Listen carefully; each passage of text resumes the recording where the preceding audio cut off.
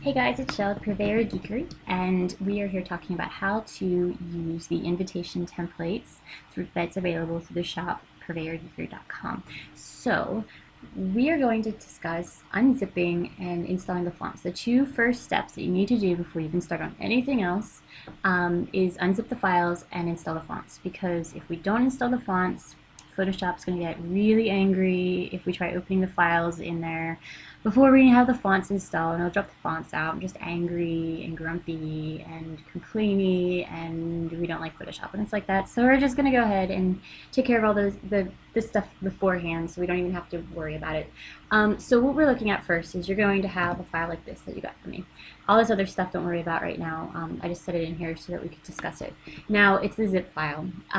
You can access the files by double clicking on it, and you will be able to open the files by double clicking on them, but you don't want to do this.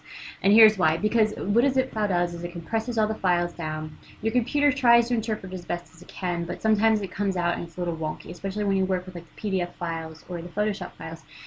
So what you want to do is you just want to right click on it, extract all, and then once that's extracted, you want to work with the files that are in the extracted unzipped file instead of the zip file. You can just delete the zip file at that point in time once you have all the files extracted, like you see here. So what once that's extracted, there's going to be a folder of fonts, or else you're going to just, if your invite only has one font, there's going to be a shortcut that looks just like this in the folder. So what we want to do is we want to install the fonts. Now all these places that we send you for the fonts are trustworthy to a fault. Anything that you get online that you download, you need to run through a virus scanner just to make sure, to double check. But we try to stick with like allfont.net, fontsquirrel.com, and those kind of places that the League of Movable Type and those kind of places that are really trustworthy and awesome people. But you do want to, when you do download, you do want to scan it just to make sure, because things change since we've, sent you there. So anyway, come down here, download. So we'll click on that. Download this font is not for commercial use. As long as you're not, wrong code. Okay, so it's downloaded.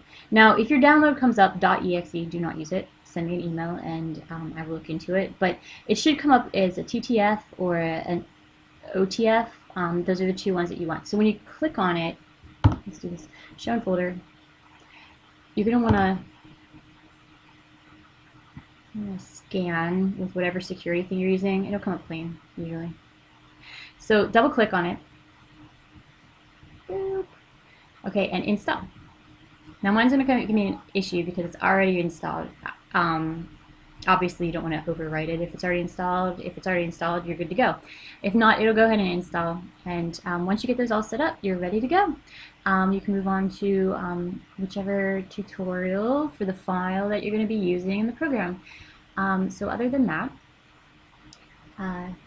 if you have any questions up to this point, do send me an email at the email that you found in your template folder or on the receipt that you had.